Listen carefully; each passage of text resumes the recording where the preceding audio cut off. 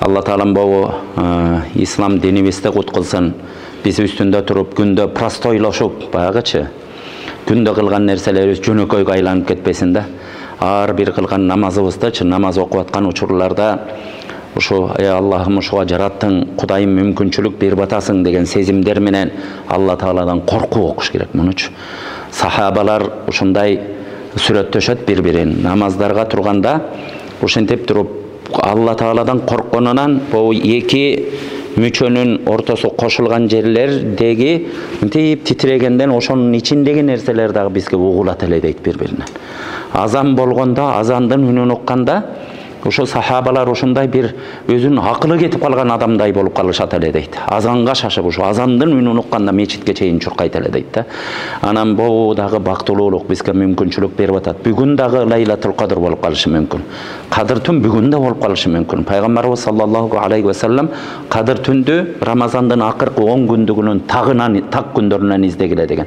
Бүгүн мына 28-орозон тутуп 29-уна огон түндө. Ушундай учурларда мүмкүн Кадыр түнгө жолугарбыз ар бирибизчи. Мейли Кадыр түн башка күн өтүп кеткен болсо дагычы, Рамазанды сүйгөндүн белгиси, карасаңыз сүйгөндүн белгиси. Артында ошо Рамазан кетип атат деп Куран менен түндөлөрү уктабай тикебизден тик туруп ушул жерде Рамазанды узатып бир чоң сабап алып атканыбыздын белгиси болот.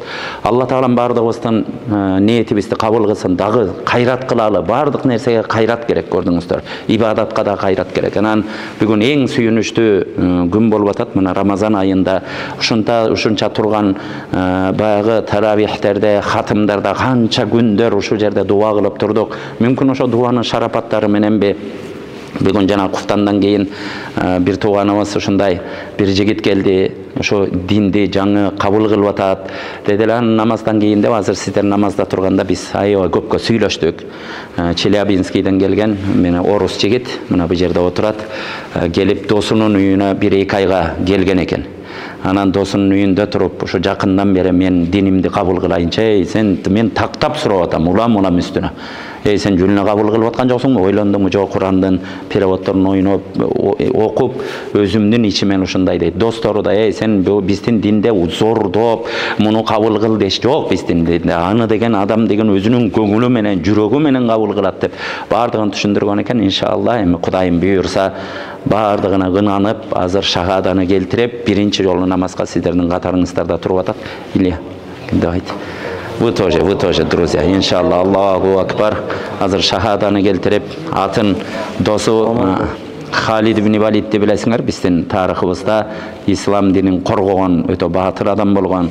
Ошомага Халид деген ат жакчычы эле дейт. Анан өзүнүн аты Илия экен. Азыр Халид деп атын атап, бу жерден шахаданы келтиртип, Кудайым буйрса биринчи жолу араңыздарга намазга туруп атат. Ошо бардыгыбыздын дуабыздын берекети демекчи. Мына эки досу бу жердечи, келсеңиздер. Бу жерде Жаллабаттык жигиттер экен. Эки досу канча күндөн бери бул жигит айтат, канча күндөн бери сен оюнчук эмес дин деп айттым дейт. Сага оюнчук эмес дин дейт. Сен жакшылап ойлон. Ойлондум деп бир күнү өзүнөн өзү эле баамдап намазга кетип калыптыр дейт. Кой, жөн эле жүрө бер деп айттым дейт. Анан болбойт дейт. Экинчи күнү кетип калыптыр Саракси мечитке дейт. Аяктан звонт этет дейт. Анан мындай карап эметтик дейт, өзүнүн көңүлү менен Челябинскийден болот экен, апам бар, бир тууган карындашым бар дейт. Иншалла мен ушу өзүм үчүн эмне үчүн деп сурадым да, кандай сен таасирленип калдың десем, ушу жигиттер менен бир жүрдүм дейт. Мындай кылышат экен, бири-бири менен кылган мамилеси, үйдө жашаганы дейт да, мага ушу таасирлентти дейт меничи. Жашаганы, мамилеси, сүйлөгөнү, мечитке чуркаганы, анан жөн эле максатсыз жашагым келбейт бул дүйнөдө дейт. Өзүнүн мына айтып аткан сөздөрүн көпкө сүйлөштүк дейт. Жерде бир саатча сүйлөштүк силер намазда кезде. Иншалла азыр шахаданы келтирип, мына Кудайым буйурса дагы бир мусулманчылыкты кабыл кылды, исламды кабыл кылды, тагдырында бар экен. Алла Таалам иншалла бул дүйнөдө ошо дин жолунан айырбаган болсун бу жигитти. Кудайым жакшы иштерди кылып, өзү бейиштин ишин кылышты Кудайым насип кылсын. Мына бу досторуна да рахмат, көрдүңүздөр. Адам дегенчи уккан сөздөн 1000 адамдан бирөө таасирлениши мүмкүн, уккан, сүйлөй бергенденчи. Бирок кыйлган иштен кыймыл аракеттенчи 1000 адамдан 900 адам ошондон таасирленет. Ошон үчүн урматтуу бир туугандар, дайыма сүйлөйлү, сүйлөгөн ишибизде жашообузда жашайлы, ушуну унутпайлы. Мына жалаң гана ушул мага таасир берди дейт. Бияка жөн эле иш менен келдим элем дейт, 1-2 ай дейт да. Өзүм буга чейин христиандыкты эле туткан эмесмин, башка динди деле туткан эмесмин дейт. Дин дегенде билчү эмес, кабарым жок эле, бирок ушул жигиттер, досторумдун кылгандары Рамазан айында бири-бирине кылган мамилеси, үйүнө келген коноктогон ушунусу эле жагып калды дейт да. Мына достору күбө, Алла таалам ыраазы болсун. Дагы бир жолу досубузду мусулмандардын арасына келип кошулуп атат. Кудайым иншалла артынан көптөгөн мусулмандар келсин. Азыр Курандын переводун канча бир жерге чейин окуп чыктым дейт. Өзүн өзү күнүнө ыйлайт дейт. Бир башкача бир сезимдер менен болуп атат дейт. Динибиз ошондой кымбат экенин унутпайлы.